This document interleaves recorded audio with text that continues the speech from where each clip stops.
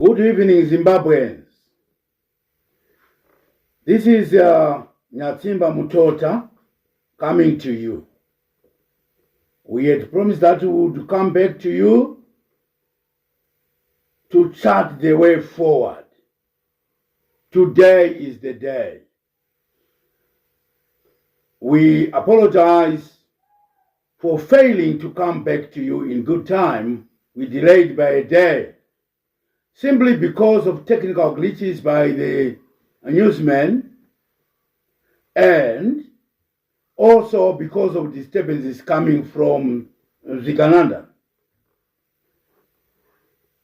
Today I have a full pact of what we intend to do against Zigananda and their master. We are not joking. We are taking it very serious. Anyone who will take this as a joke, it's their fault. But we fought ahead lovingly and considerately.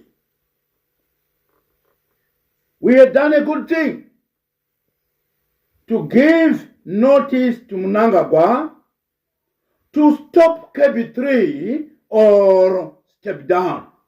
Those are the two options that we gave to Mnangagwa.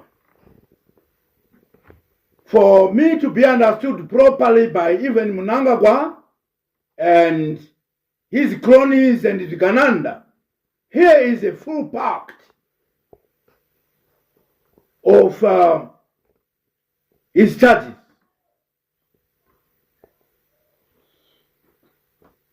Indications are that he did not take heed of our call. Now is the time to lawfully act. We charge Mnangagwa of several misdeeds. 1. Nepotism. The clause Vene is demised on nepotism, which means people from one region of the country are regarded as Vene. The rest of the people are like aliens to Zimbabwe. Because of that, Mnangagwa has failed, because he's now dividing the nation. Some are called Vene, some are aliens. I don't know where I fit. But he did not fight the war alone. He fought with others, the likes of myself and many others in Zimbabwe. Many comrades, Chimbwidos, Mujibas, people who were of reasonable age when the war was being fought.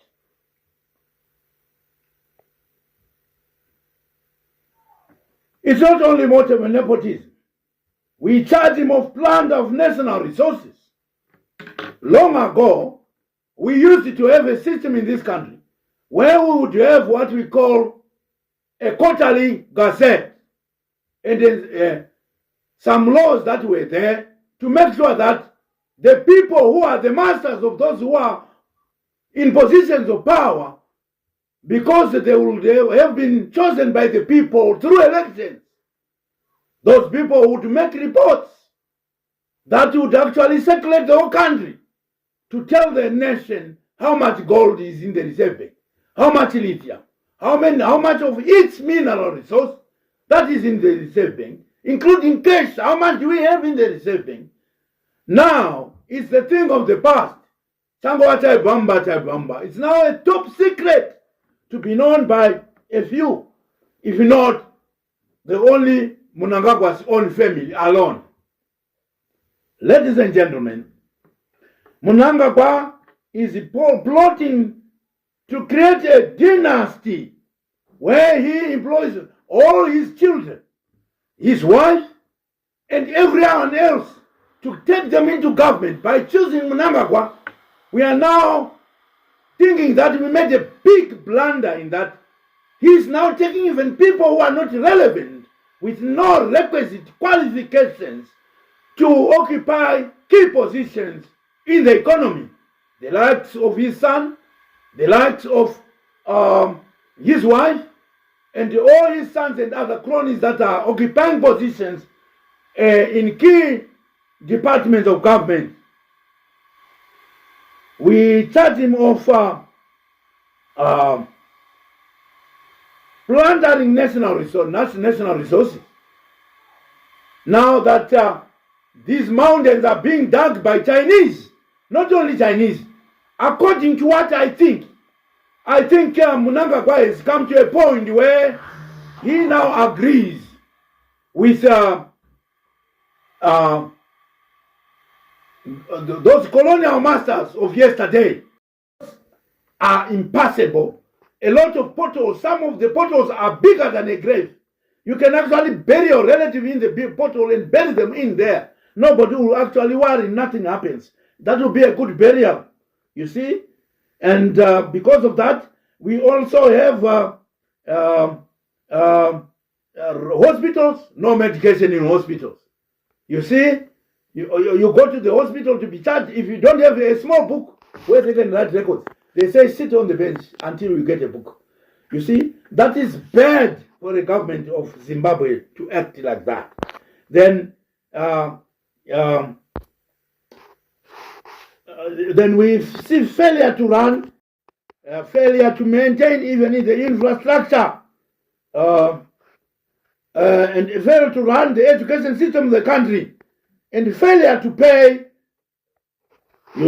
decent salaries to magistrates and prosecutors, yet expecting them to perform well, even to police officers. He says they are corrupt, yet these people have nothing to eat. What can they do, honestly? You see? I cannot die while I'm looking at something that is edible. Even the courts of law will consider that to be necessity if I take it without permission. It's necessity. It's not a crime. Now, also failure to clean water, to provide clean water to cities. People are now drinking water full of sewage, and other water cannot be taken by anyone normal because he will have a stomach now sick. He has failed to provide also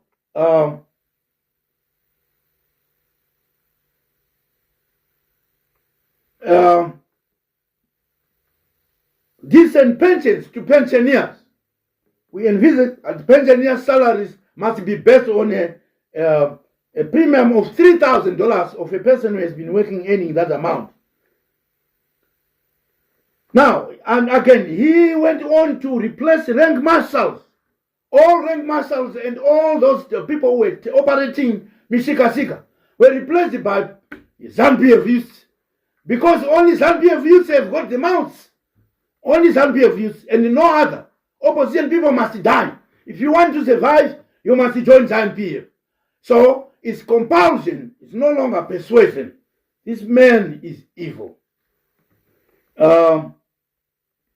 Those are some of the charges that we lay against Mnangagwa, brothers and sisters.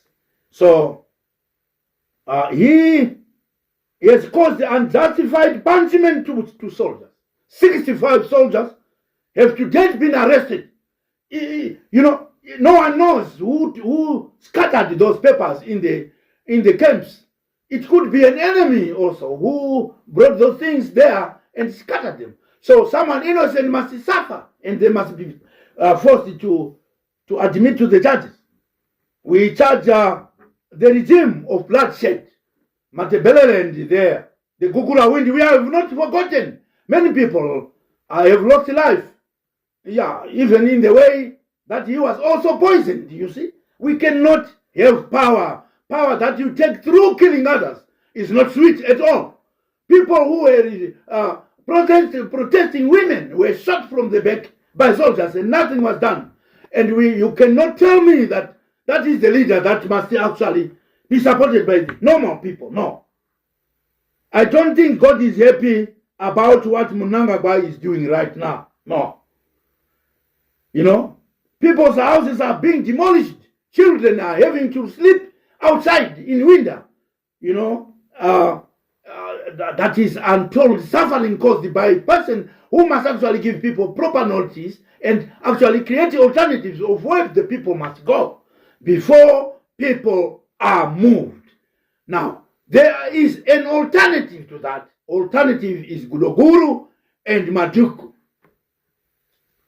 You see, all judicial institutions were captured.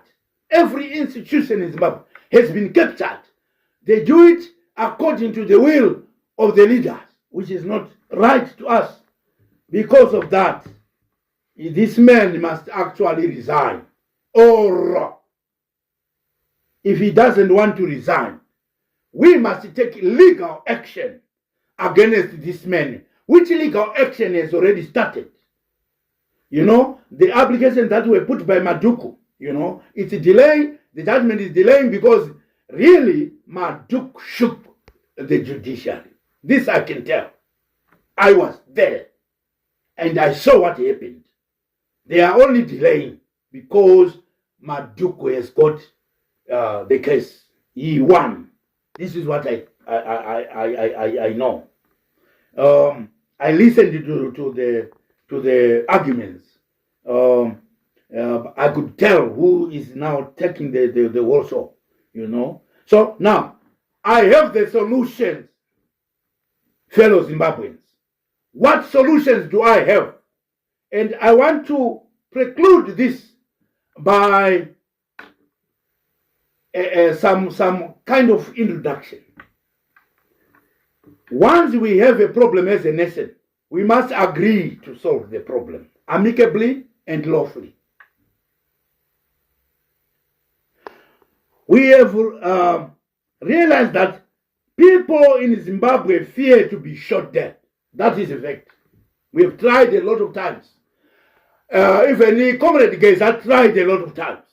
What we have come to understand is that people fear to be shot dead by the ruthless regime.